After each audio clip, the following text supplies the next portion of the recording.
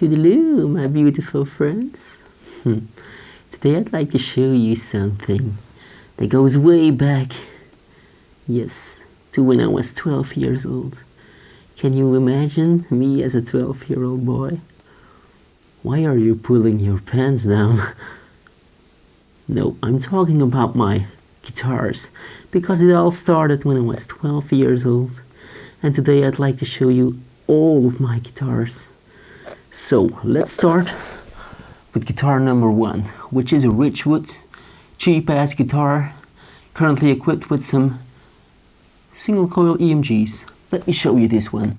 Now, before we continue this video, I would like to share with you, I actually have 2 autographed guitars. So make sure to watch the whole video, huh? You don't want to miss that. Okay, so this is the Ridgewood guitar. This is the first guitar I actually bought. Really cheap, I think, 200 euros. This is new. It didn't came stock with this EMGs, of course, as you can imagine.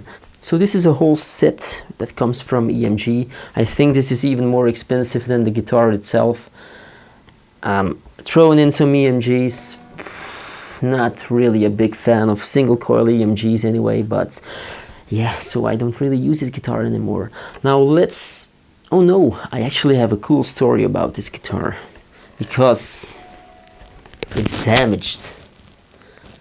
And I can tell you a little story about that. When I was probably around the age of 16, puberty, you know, I had the amazing idea of standing at the bed of my parents and try to throw the guitar around, you know. And the first time went pretty well.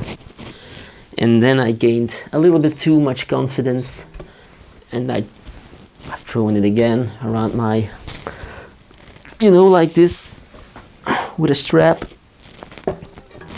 And the strap came loose and the guitar went to Lidoki.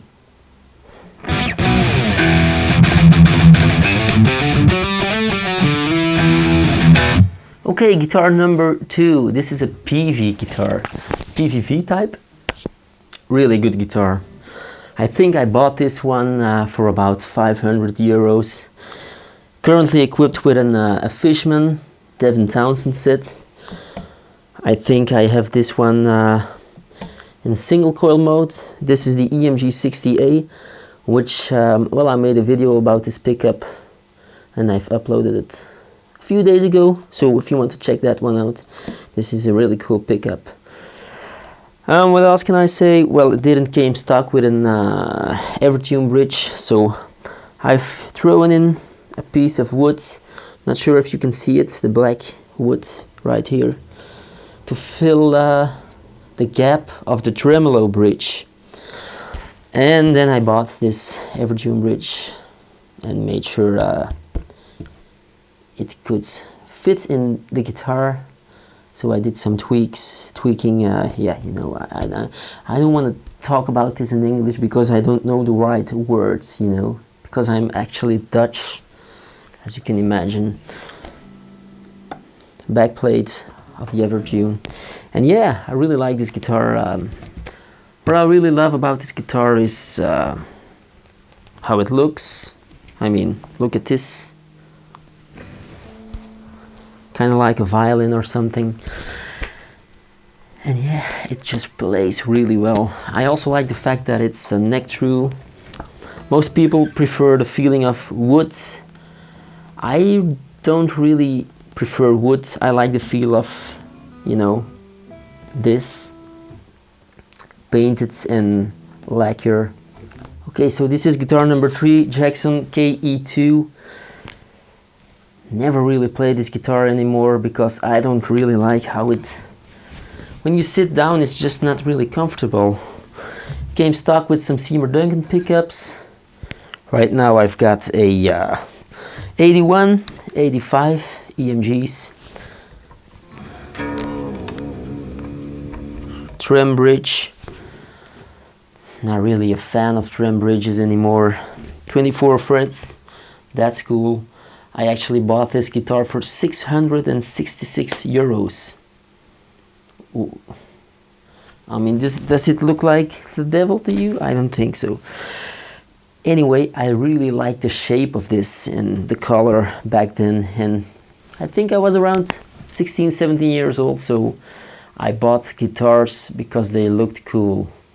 Okay, so now it gets really interesting because this guitar is autographed by Yari from Wintersun.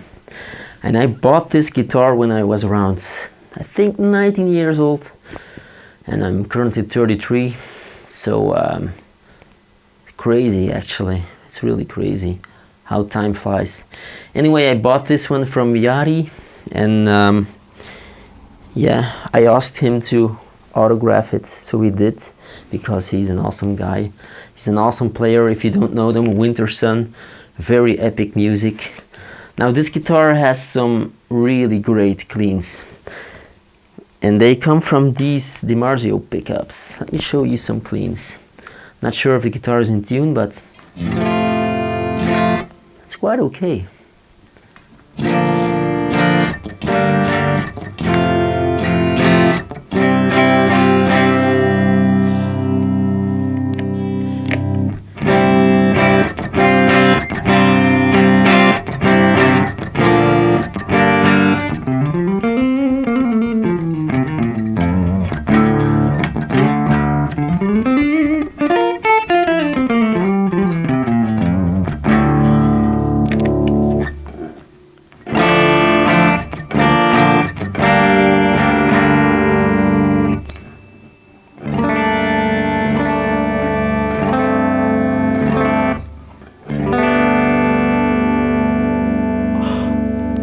Great guitar, but it also comes with a great price, of course.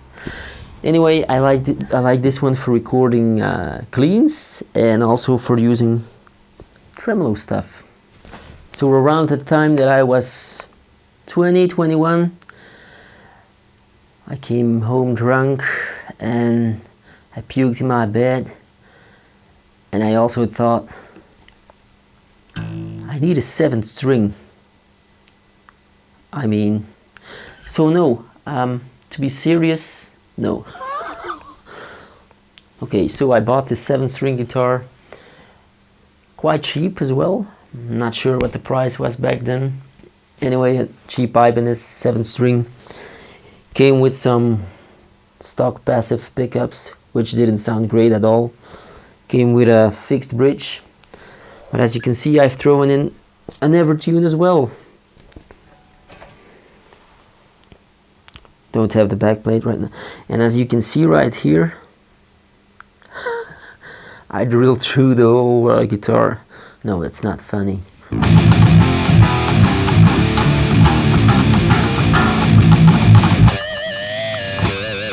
I actually forgot to tell you about this guitar, because this is the first guitar that actually got me into Evertunes. And it's an LTD MH1000. I think it was around 990 euros. Man, this is a great guitar, really. Currently have an EMG 81 TW in here and an EMG 81, but I need to restring this guitar, so I can't show you how it sounds. Schecter 7th string, really solid guitar. Came stock with Seymour Duncan Blackouts, but I don't really like those. They can actually fool you because they have a little bit more output than EMGs, and I like EMGs more. Just a little bit more tightness in the EMGs. I think I have an 81 in here and an 81X. Yeah, satin finish, really like it. Really like how it feels, but then again, I really like, I don't prefer wooden, the feeling of wood. I like paint and lacquer or satin finish. Okay, this one is special too. It's a Boel guitar. It's the MC6 model. It's actually a guitar made in Holland by Huub Boel, and I think he has some sort of an apprentice or something too, which works together with him. Yeah, again, painted neck. This is not a neck through. It's I don't know how you call this, but I've thrown out the stock pickups and I went for bare knuckle pickups actually. This one is a VH2 and this one is a Juggernaut or something. Anyway, the Misha Mansour pickup.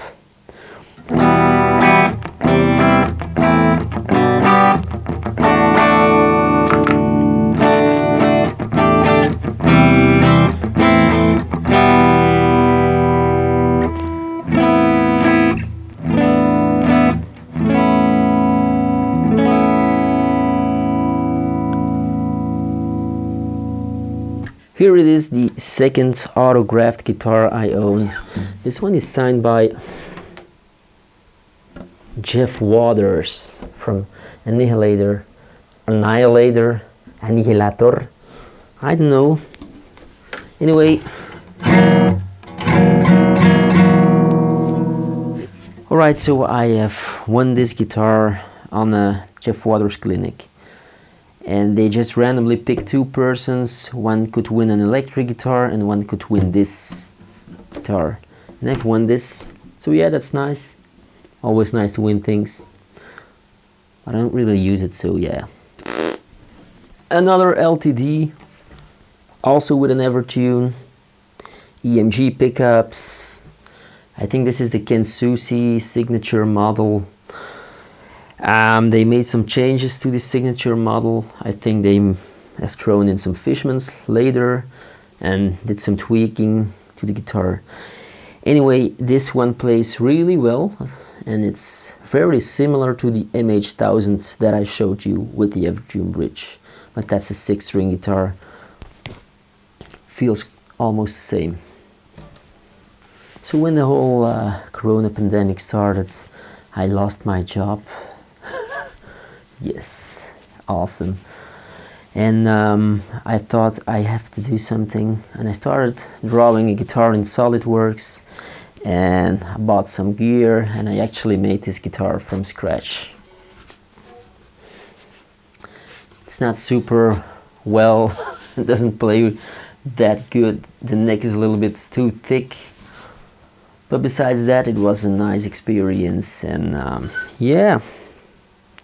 I actually like the outcome of this guitar. It's also a Telecaster. It's something that I didn't own yet. So I've thrown in some bare knuckle pickups. Yeah. I actually forgot about this little monster. A bass guitar. A 5-string bass guitar. I actually bought this one, I think 10 years ago or something like that. And I use it for tracking my bass tracks. No, I use it for recording piano. This guitar is awesome, seriously. Strandberg guitars. If you never played one of those, try to get your hands on one of these guitars. So unique, so lightweight. There's only one thing I don't like about the Strandberg guitars, and that is just the fact that it doesn't have an Evertune bridge. Evertune bridgers are just the best, in my opinion. Now this bridge is really good too. It's quite stable. Don't have to tune every 20 minutes or something. It's quite solid. And the problem is you can't throw an Evertune in this guitar because it doesn't have a headstock. You need a headstock for Evertune bridges. But anyway, it's just a totally different concept. Very lightweight, unique neck shape, as you can tell. And I have bought this one last year for my birthday, and I actually never played the Strandberg, so I blindly bought it. But they have a return policy, so that was not really much of my concern. Quite expensive guitars, but overall very good guitars, really. Love them. So yeah, then I thought next year when it's my birthday again, I'm gonna buy another Strandberg, but I didn't. I actually bought it even before my birthday because I couldn't wait any longer. So I bought this guitar. So this is a 6-string Strandberg silent guitar. It's like a Telecaster. It has all the attributes of a normal Strandberg guitar, so the special neck shape, some sur pickups, really good sound.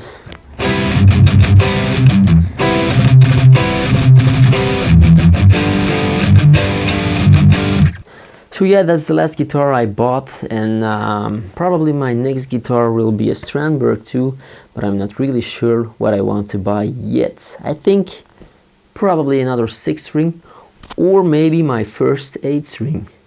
So what do I need to buy, guys? Let me know in the comments section, and I hope you liked this video. Please give it a thumbs up if you enjoyed it. Make sure you watch it again and again and again, so I can have more watch time, and I can start monetizing my channel and become really rich and famous. And yeah, thank you. That's why I do it, man. Ching ching ching. Goodbye.